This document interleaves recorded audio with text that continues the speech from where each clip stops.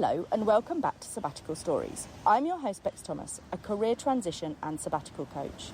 I'm coming to you today from Sydney, Australia, Manly to be precise. So I'd like to begin by acknowledging the traditional custodians of the land, the Gadigal people, and pay my respect to the elders past, present and emerging. I extend that respect to all Aboriginal and Torres Strait Islander people listening to this. You'll probably be able to hear the cockatoos and the waves in the background. This podcast exists to inspire courage and normalise taking a break from your career. If these conversations resonate, please do follow, rate and share the show. It helps more people discover these stories and it really does mean a lot to us. Today's guest is Shantelle, the personal trainer that you can put in your pocket whilst you're on your break. And full disclosure, my very own marathon trainer. She is a pocket rocket. In this episode, we dive into the art of staying grounded, energised and confident during a sabbatical or career break without turning your time off into another pressure-filled performance. For many professionals, stepping away from work is freeing, but it can also feel a bit destabilising. Identity shifts, routines disappear and travel can disrupt even the healthiest habits, I do know. Shantelle and I share personal stories, practical strategies and flexible approaches to well-being that can help you maintain health, confidence and motivation while embracing change. Let's dive in. I think you're going to get so much value from this one. Deep down, you've tried, dig deep, search wide, enjoy your climb, it's all for you.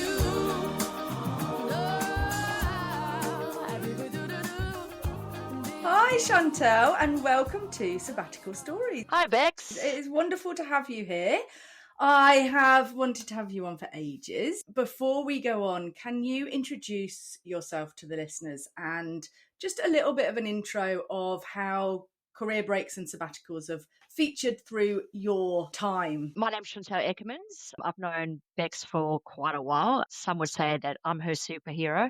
When I say some, I think it's just me that says that, but we'll just go with it. My sabbatical stories, I've had a few actually. I've taken a few. I'm into personal training and always active, always busy. One of the sabbaticals I took was 3-month long and I was totally burnt out and needed a break and took 3 months and travel around the world. I reckon I want to indulge into a little bit of our background and our story of how we met. Because superhero, yes, of course. We actually, and if I think about my kind of journey on my career as well, you have seen every part of it. We met when I had just been promoted to director at the agency I worked at in Sydney. And so that was, I always call it my moment of kind of career crisis. I'd worked towards this director title for years and then suddenly it came and I was like, oh my God, is this it? But I was running this huge recruitment program for Sydney Airport and we worked together on it. You were part of the team that was assessing sort of fitness and OH&S and really being our specialist in that area. And I remember chatting to you and you sharing that one of your specialist areas was long distance running. Great, fine. We kind of parted ways after that. Fast forward to, I always give myself a challenge every year.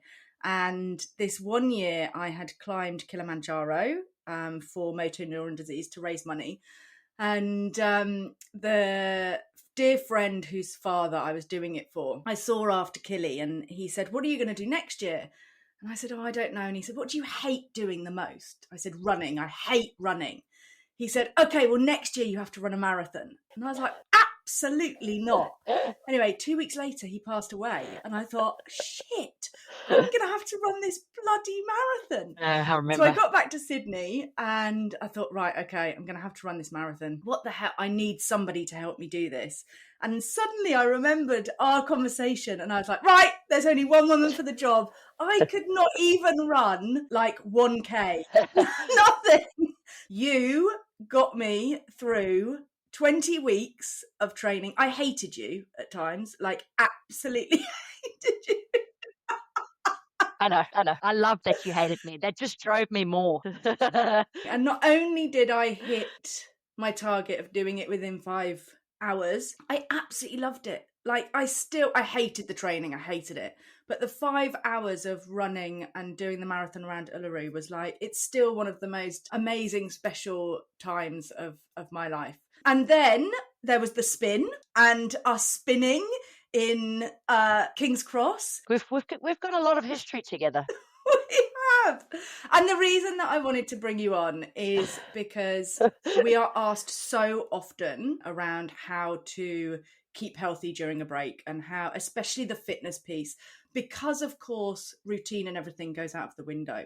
But you mentioned you took a 3-month sabbatical and were burnt out. What was the tipping point, I suppose, between, of you going, I really need to take some time off? I guess for me, I've always been someone that strived to be the best that I can, right? Most people do.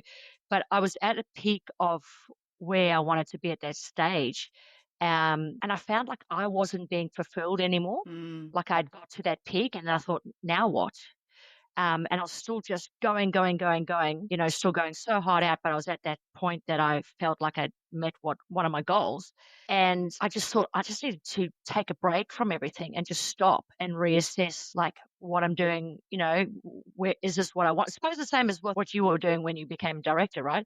You work your whole time to get here and then you get there and you're so tired and you think, wait, is this what I want to do? It's funny, isn't it? Because it all comes down to identity, I think, of you hold on to this, like this identity of what you think you want to be. And then once you get there, it's like, oh, okay, well, what's next? Or what am I without it? And that break gives you that time to kind of reflect on stripping away all of those exterior goals and the pieces of identity and those sort of layers of the onion. Definitely. What were you doing pre-break and how did that differ, I suppose, post-break? So pre-break, I was managing gyms. I was managing gyms. So, I'd worked from being a fitness instructor to personal trainer, assistant club manager, sales, all that, and then got to the peak and I was there doing really well, managed a whole bunch of different gyms. And like I said, it got to that peak and then I thought, now what? Is this what I was working towards? You almost build yourself up, right, to what it's going to be and you think it's going to be this amazing thing and you get to the peak and that's it. But I suppose that's kind of what is how I sort of work. You get a peak and then you look over there and you go, oh, that's a different peak. I'll try that one. You know what I mean? So you keep moving, but I was at that point where I was like, now what I do, Yeah, and I think when burnout features in it, you almost can't see the next peak. So I think that's the difference, and that's where the taking a break and just that almost kind of reset. Talk us through what you did and where did you go for those 3 months? All around the US, so LA, San Fran, Napa Valley, Disneyland, of course, because I'm a big kid. Where else did I go? UK, London, Scotland, Italy, France, Croatia. Beautiful. It's on my bucket list, actually. Absolutely beautiful. So it took 3 months and then came back via Bali and then back to Australia. And had you totally quit your role at the time? Yeah. Yeah. Okay. Yep. I quit everything. Yeah. Put everything in storage at my place, gave it all up and just took a bag and. Yeah. Wow. And what was the plan, or did you have a plan when you were coming back? No plan. Absolutely no plan. Yeah. It was so nerve-wracking. And so what did you do when you got back? So it's funny because when I did get back, that's when I went back to the Sydney airport, but went into a different role. And so I went into a learning and development training manager. Yeah.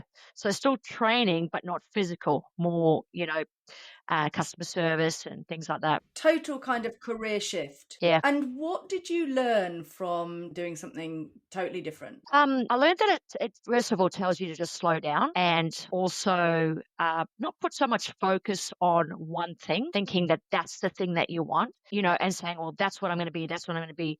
Like with my career, it's even though I haven't always been in fitness, I've always loved teaching, helping, coaching, and going into learning and development. I felt I still got something because I was still helping and teaching and learning.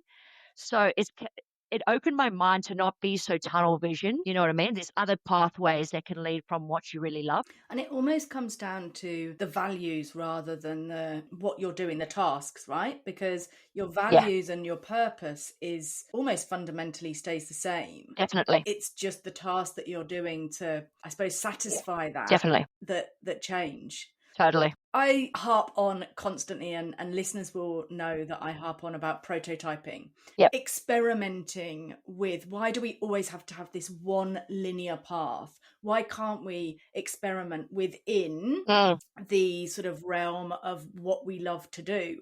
And I think your career has been a perfect example of doing that. Yeah. And then, as you say, finding a peak and then actually reaching it and getting to another peak and then seeing another peak. Just talk us through the different type of roles and careers and how your career has evolved to where you are now. Yeah, sure.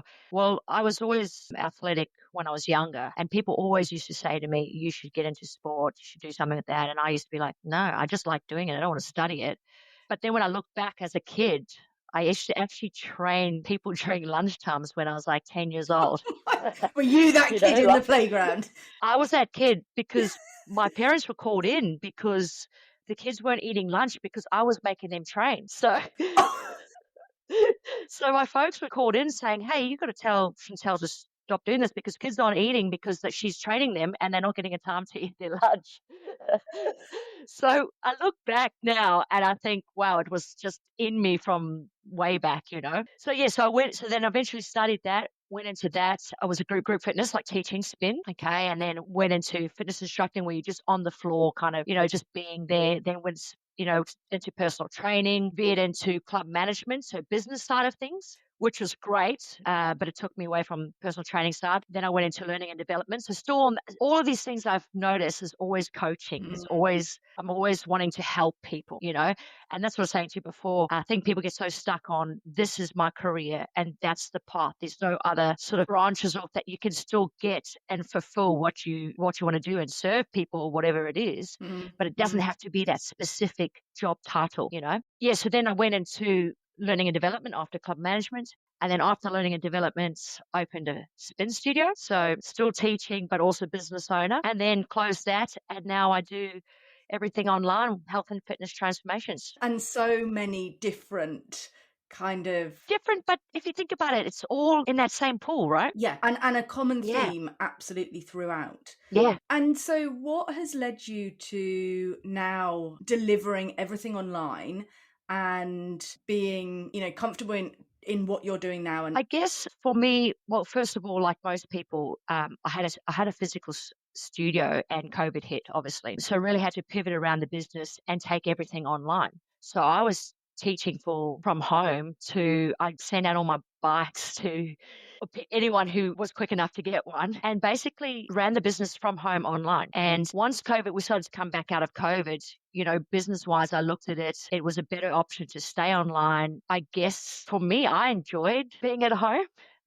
Because for people that know that have a business, you're 24/7 there. You never get to really see family. yeah. I really enjoyed it because I actually got to be home, stop, and just have a moment. So it was really nice. And I thought, this is something I can do. So COVID really was the pivot. Yeah. Was there any type of online, especially spin or anything like that pre-COVID? There was always, you can always go on YouTube and get that sort of stuff anywhere. Yeah. But I think COVID really brought it to life and made a lot more people aware that they can do things from home. You know, a lot of my clients are busy, you know, executives or mums with kids, you know, to drive to a studio park and then come back or get someone in child mind. All that stuff it was open to a whole new world. I had people over, you know, in Singapore, in the US joining, you know. So for me personally too, it opened my business to more people because they didn't physically have to come in. Yeah. And if you think about the accessibility piece and that productivity hack, it's true, isn't it? You know, if you're a busy executive and you're having to leave work to then go to a studio, to then do your class, to then leave, like actually it's the beauty in that is unbelievable. And as you say, have kids next door or not having to worry about where they are. Maybe they can join in. I've seen some of your stories where the kids join in. Super cute. No, I know that they love their Auntie Shani. And I think the other piece that comes into it is flexibility, right? And obviously talking about sabbaticals and career breaks in different ways. You've just been to Thailand for a lengthy period of A time, month. right? So a month. Yeah. Now, Took a month off. Yeah. would you have been able to do that if you had a bricks and mortar studio? Never. No. For having the studio for 6 years, Yeah. I think I took maybe one break, and even that was stressful. Yeah. And when I say a break, I think it was a week. Yeah. And the whole time I was stressed. So actually, it gives you that option to be able to weave mini. You know, we're talking now about these mini sabbaticals where it's almost that mini reset, even if it's just a change in environment, culture, and actually weave those throughout. Yep. Definitely. I mean, a month in Thailand, I feel just reset and ready to go. And I think it grounds you a lot in terms of your own well-being, your business. It gives you a little spark again. Because, like everyone, we get tired, and sometimes it just makes you remember why you love what you do. Yeah, absolutely. Yeah. What part do you, or I suppose what stories and challenges do you find the most common of clients that come to you? Like, why do people come and work with you? Time. Yeah. One of the big things is just not having time. Everyone is so busy, and for them to come to me and just be online right there, get it done. You can take me in your pocket anywhere. Some people take me to the gym, and seriously, I'm gonna put that in my. Now that is a concept. having had you as my trainer, I'm not sure I want a Polly Pocket version of Shantelle. That's going to be my new slogan. That's scary. Take me anywhere. I have threatened that I'm going to create an app where when you open my app, where you are, it actually a camera comes on so I can see what you're doing and what's going on. But apparently that's not good for privacy. No, I'm not sure. I want to check what the fridge is, what's in the fridge, what they're doing, what they're eating. Yeah, it's apparently too far. Yes. Yeah. And so they come to you because they are lacking in time, right? Yeah, everyone in this world is just so busy. Time, convenience, it's just easier than having to go somewhere, People these days, we're time poor. A lot of people are so time poor, especially in Sydney, anywhere around the world. But as you know, Sydney is crazy.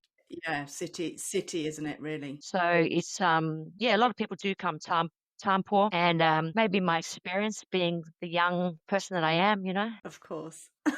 kind of know some things. And are there common themes around, I suppose, what that movement and fitness means for an individual from an identity perspective?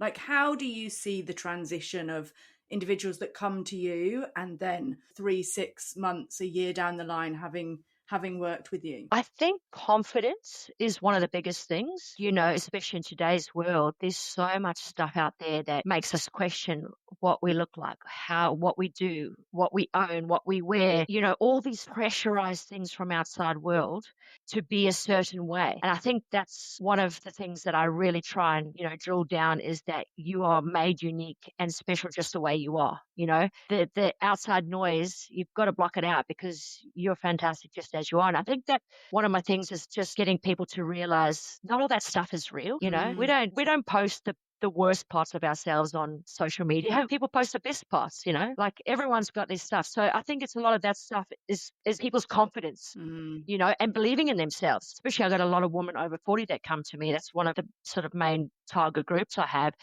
And, as we know, when you get to 40s, things change and not who you used to be doesn't come off as quicker, so it's just bringing that confidence and, self-esteem back for people. And I attest to that belief because there is no way I believed I could run a marathon.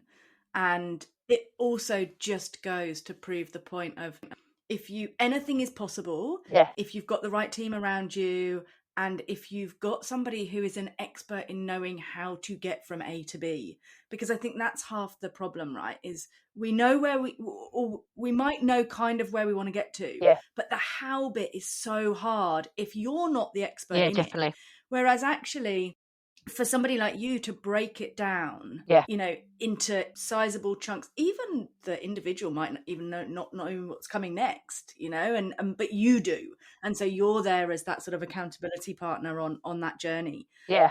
Have you got any examples of individuals that you've worked with who have gone on career breaks or sabbaticals, and how I suppose they have laced keeping that sort of fitness and movement up. It's actually perfect because I've got a very good client of mine who, her and her husband, they left a month before me, Okay. and they've taken a 3-month sabbatical. Yeah, the both of them. So they'll only be back just before Christmas. And I've been obviously following the Insta stories and stuff. The two of them, we've linked it a few times, to do sessions, and it's been great. And this is the other thing about this, right? They're on holiday, but they can just tune back in. They're still on my app, still checking how many steps they walk, And they're on sabbatical, but are they continuing with classes and things like that online? Yes, PT with me. Yeah. Yep. So continuing Sessions with me. throughout that 3 months, Yeah. they have those Yep. sessions wherever they are globally. I've seen them in LA. I've seen them in New Orleans. They're currently in San Fran now. They sort of doing all America. They started in London. So yeah, so we'll just message, get the time zones right. Yeah, wow. Okay. And so that is the accessibility. Which is brilliant because I also get to see them, even though. Yeah. And Yeah. financially, because how many times do I hear, if you're in a commitment with a gym and you can't cancel, but you're going away only for 3 months, or you almost feel as though that's money that you're just throwing away because you're not utilizing it. But actually it means that consistency continues. Yeah. And the big thing that we get asked, how to keep that momentum going when your routine is so different. A lot of people find it easier if you've got this routine where you get up, you train, you go to work, you might have certain days where you do it. Yeah. You go on career break and all of that goes out of the window, and routine becomes almost intentionally different. What are your top tips for people that are not in a routine and have chosen specifically to throw the routine out? Yeah, throw the routine out, but still want to keep a level of fitness up and keep moving? I think the biggest thing I would say is still give yourself those small little rituals. You know what I mean? Even if it's a 10-minute meditation, in the morning. So you're not asking yourself to do a big thing, or, there's little things. Like for myself personally, just recently being in Thailand, I really made sure that I wasn't going to go too crazy with exercise because that's all what I'm always doing. So I intentionally said to myself, right, have the break, rest your body, but I know that I can't completely stop exercise because, that's something that makes me feel good. So I just changed it from high intensity to, going for a walk, having a surf, you know what I mean? So different things that didn't feel like exercise, but I still got to actively move. So that's one of the biggest things I'd say is to people, often when people say, oh, I can't exercise is not just going to the gym. Exercise is going for a walk. Exercise is riding a horse. Exercise is, playing ball with your kids. You know what I mean? So it's just movement. I think just keeping moving, whatever that looks like.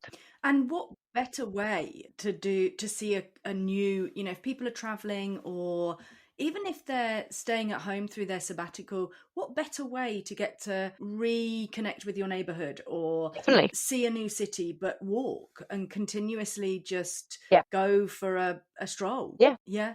It's free as well, and it's easy. It's so good for your soul, getting outside, as you know, fresh air. And it's actually a really good fat burning. People underestimate, walking. Yeah. What about individuals who do love that slight high intensity or actually working out and don't have equipment, or are in hostels or Airbnbs traveling? What would your advice be to them? Use what's around you. And this is something I really love because I love being outside, right? And I hate having to take equipment and stuff and that. For example, on my recent holiday, I was walking on the beach, saw a big tree, a log. I know it sounds ridiculous, but go with me here. And I thought, what can I do here? And I just used body weights. I was jumping over it. I was pressing it. There's so many things just right by you that you can do a quick movement with nothing, Like you don't need anything to, jog on the spot. High knees, push-ups, sit-ups. Make you want to do a sit-up now, don't I? I actually did a lot of sit-ups last night. I woke up this morning and my abs were like, oh. Well, you're like, I'm going to see Shani tomorrow. I better do some abs just so she knows. True. With regards to, I suppose, that motivation piece, Yeah. what's the best way to keep yourself motivated? Because I know for me, so if I think about my pattern through the year, we travel December, January, February time, really, and it's when we're traveling that it goes out the window for me. So when we're in France and I'm in a routine, absolutely, it's pretty easy for me to stay motivated. When I go back to Sydney, it's familiar. It's easy for me to be motivated. It's when I'm in a new city or traveling throws out the routine for us. That's when even if my best intentions are, I'll get up and I'll do a HIIT workout, or I will make sure that I do my 10,000 steps, or I don't know, it gets to the end of the day, I'm like, oh shit, that didn't happen again. And then it gets to the next day and it's like, oh, didn't do it again. And and then almost you fall into this habit of not doing it. How can I keep, I suppose, that motivation for me to keep doing it? Any tips? Yeah, well, for one, you could take me in your pocket. Oh, of course. True. You know, for one, you could join the Set Life program and I can come with you anyway. No, all seriousness, I mean, a coach or someone online is good, you know, because often people say, oh, just go onto YouTube. It's the accountability, it is, yeah. Yeah, that's what I'm saying. So often it's easy to say, I'm going to go onto YouTube and do a free HIIT workout and this and that, but you don't, because no one is showing up to see that you're there, right? So unless you're really motivated to say, I'm going to get up, no one's going to see you. That person that's pre-recorded a YouTube thing is not going to say, hey, where are you? Wake up, it's time. Yeah. So accountability is huge, you know, and like, I'm not saying this to be biased about, you know, my business, but I promise you, accountability is the best thing, even for myself personally. You know, I keep accountable. I have someone that I keep accountable to, because we're all human. We all need that. And I think people have to remember that motivation is not something that's always there. It ebbs and flows, right? You know, I'm not always motivated. It's a human thing, but consistency is like the key. That's the biggest thing. And give yourself grace, because we often beat ourselves up for not doing those things. But give yourself grace, you know, even small little things. You know, it doesn't have to be 20 minutes, 30 minutes, hour, you know, workout. Like I said before, a 10-minute walk, or, you know, a few stretches, couple of abs, couple of push-ups. You know, I think we put too much expectations on what a workout looks like. So yeah, accountability. Remember, motivation is not always there. Consistency is the key. Little things, little steps. I think we put too many big steps for us to climb. And because it's too far ahead, we just go, don't worry about it. You know, just start here and just work your way up. And I love that piece around what a workout is, because actually I think that is a barrier to a lot for me, is when I'm traveling, I have in my head that it is a 45-minute session, or it's this, and actually that doesn't, it's almost reframing what that is, and giving yourself grace and being like, I have walked for half an hour today. I have swum for half an hour. I have actually, that is my workout for the day, or my workout whilst I'm on this time away. Your movement. Yeah. And I think for me, I'm getting to the point where I am giving myself grace and able to reframe what balance looks like through the year. So I think a lot of people talk about balance and looking at it sort of day by day and week by week. And the more and more I sort of lean into this way of life, the more and more I look at it over 365 days and think, well, actually, when I'm in Sydney, I'm super healthy, super fit. When I'm in France, I'm super healthy, super fit. For the 3 months, does it matter if I give myself that grace to not, and then actually come back and, you know, this time round, I'd put on 6 kilos.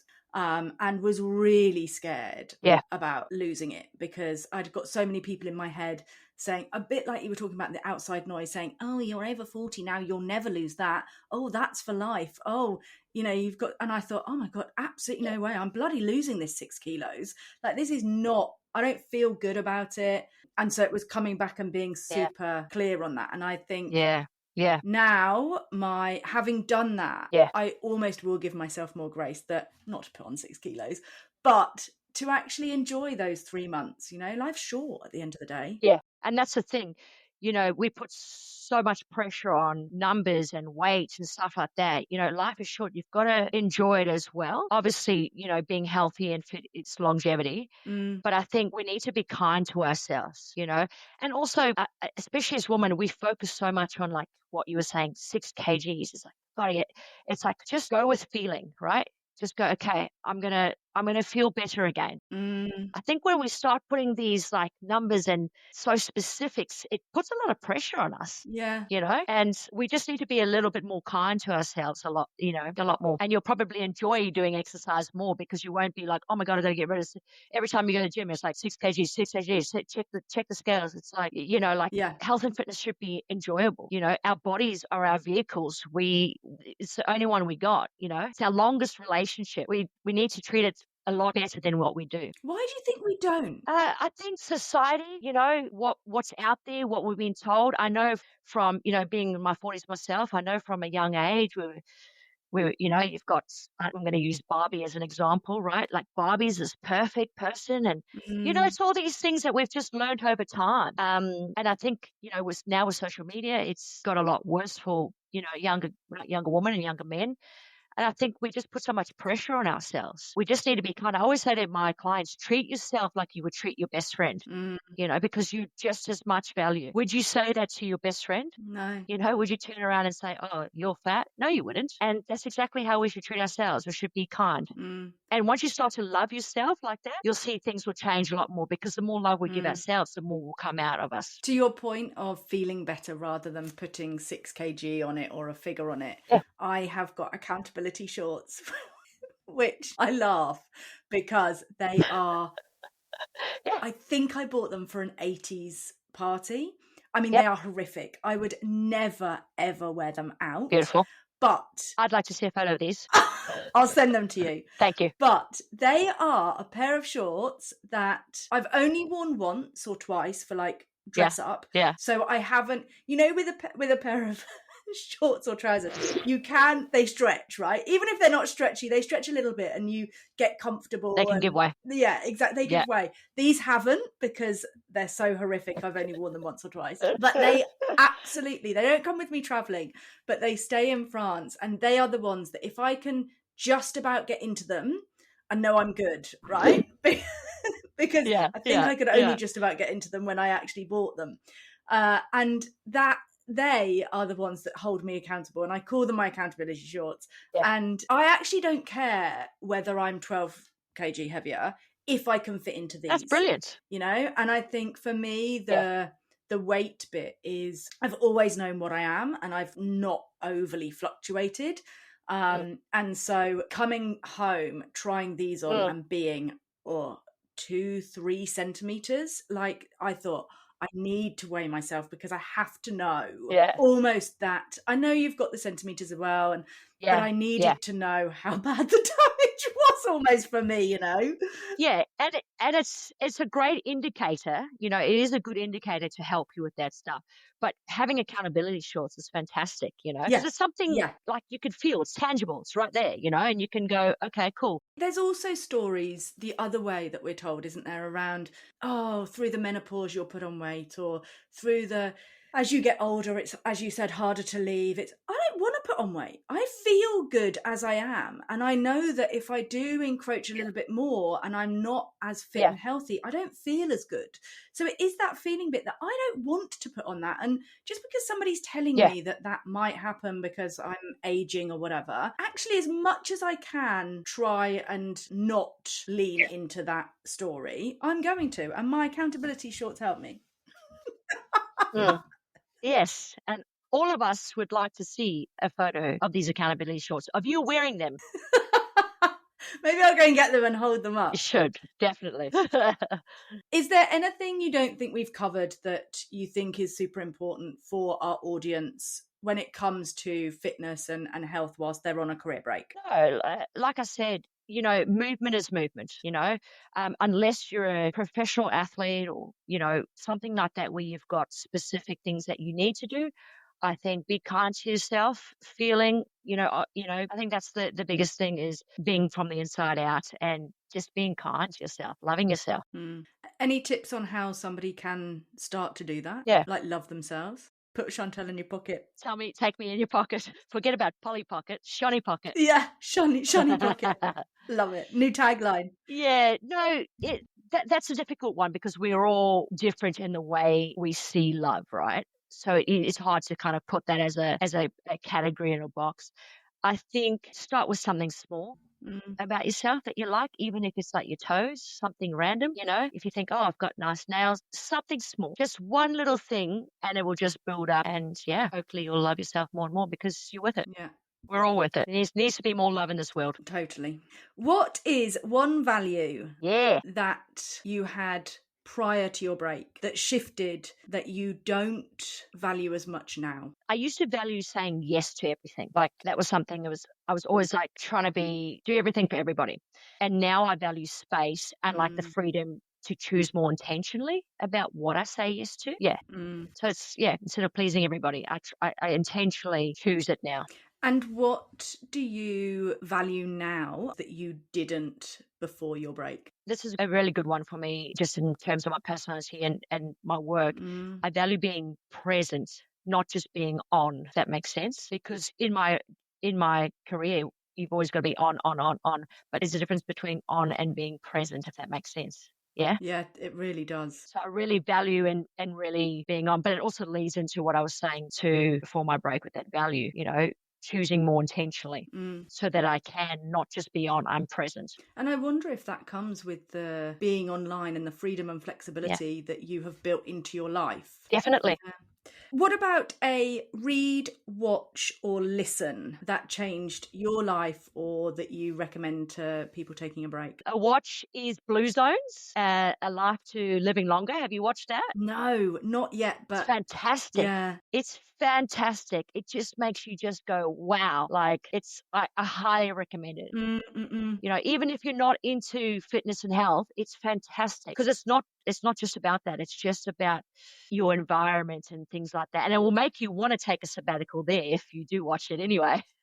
Somebody told me that what had stuck with them is the convenience epidemic that we're having. And I had talked about designing my new kitchen for France in the barn and saying, oh, I want an oven that's up here because I'm thinking about when I'm getting old and don't have to bend down. And they're like, oh my God, watch the Blue Zones. It's all about, having chest of drawers and squatting and gardening and actually bending down. And the fact that we have now created this convenience is actually, shifting us the other way. Yeah.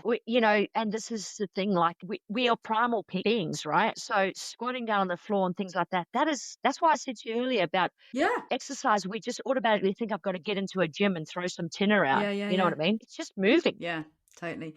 And finally, your top 3 tips for somebody taking a career break. Top 3 tips, giving yourself permission to take a break. Because I think, often we wait for a burnout or we wait for something and go, oh, I should have a break. I don't think we need a permission. I don't think we need an excuse to take a sabbatical. You could be in the prime of your career and your life and you should still be able to take a sabbatical. Why do we put pressure on that, oh, I'm taking a break because of this? I think we should normalize that it's a thing wherever you are in your life journey. It shouldn't have to be, I'm taking a break because of medical, taking a break because of holiday. I think anyone should be able to do it anytime. That's one. And then the other one, and I found people said this a lot to me, is a break is not a setback, and this is something that really got to me because I was like, oh my God, am I making the right choice? Because everyone's saying to you, oh, but you're going to take this time off. That's going to put you back in your career and blah, blah, blah. A break is not a setback. It's actually a reset. And I think now that I've done it a few times, I think it's made my career go even further. And do you know what? Absolutely. I don't think anybody has had that in their top tips. But if I think about all of the individuals that I've spoken to on this podcast, that I've coached, that I've talked to just generally, there is not one of them who feels as though taking their break has set them back. Not one of them. It may have been challenging to return and it may have been challenging to find a role and get back into the job market, but actually, if you think about a year, 2, 3, 4 years later, looking back, all of them would have said that actually it has propelled either their career or changed their life beyond measures. Yeah, I think everyone should be having these sabbaticals, but I don't know if you had this, but when I said I was going to take such a big break, even my smaller mini sabbatical recently, people would go, a whole month? Yeah. And it's like, well, what's wrong with that? And they're like, oh, what about work? And it's like, well, what about it? Do you know what I mean? Yeah. Like, and the 3-month one was worse. People are like, oh, you're crazy to do that. Like, why? Like, oh, what about your house? And what about your job? And how are you going to find when you can? Like, but I get that because it's people's fear, right? It's the unknown. Of course it is. And they're projecting onto you. It's their own thing that they're worried about. So they, project that. So, yeah, I think that's one of the tips is a break isn't a setback. If anything, like you said, with most of your people that you chatted to, it's incredible. It's made things way 10 times better, 100 times better. And the last tip I'd say is, especially when you're away, and I mentioned this earlier, is making small routines that help you feel grounded. Yeah. For me, busy is my go-to, just go.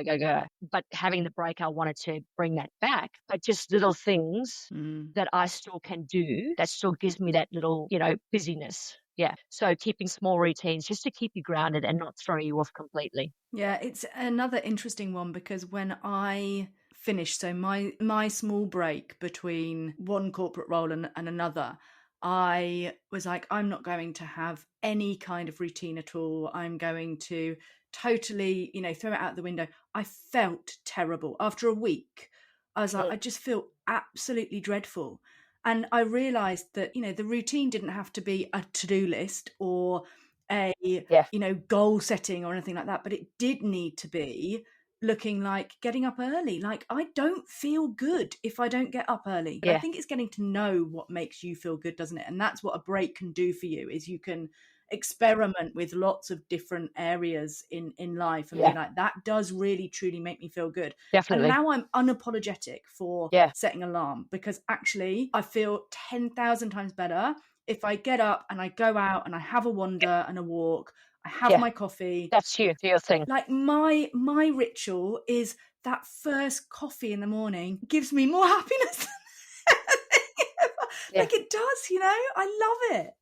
And this is going back to what I said before. Like, you got to do what is good for you. Everybody's different, There's so many, got to do this, must do that. And it's like, stop, Everybody works differently. And if that works for you, do it. Amazing. Thank you so much for coming on and sharing. You're so welcome. Thank you for having me. I could chat for ages to you. Oh, it's been lovely. Me too. The feeling is mutual. Thank you so much. And where can people find you if they do want a shanty in their pocket? So thesetlife.net, thesetlife.net, S-E-T, or on Instagram at thesetlife. Great. And all of those will be in the show notes. So we'll include those all in the show notes. Amazing. Thank you so much, Shanti. Lovely to chat. Thank you, Bex. And to you, honey. Take care. See you soon. I wish I could somehow steal you away from how you feel. Appreciate your situation. Let's try to keep this real. And it's like she said, we're all affected. Thank you so much for listening, and a huge thank you to Shantelle for sharing her multiple sabbatical stories alongside health and exercise expertise. Shantelle reminds us that sabbatical doesn't have to mean losing yourself or compromising on your health. It's about finding balance, staying grounded, and embracing change with confidence.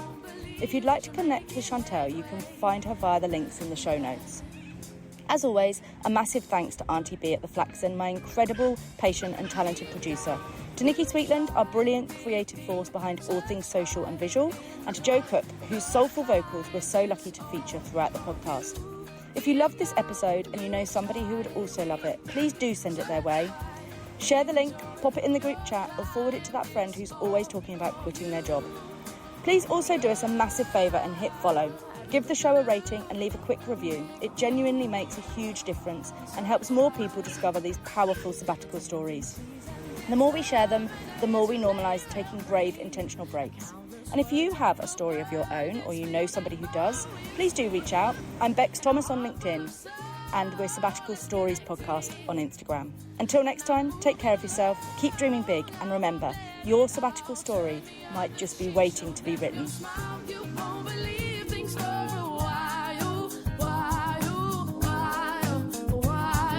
Taking matters into your own hands, you won't believe.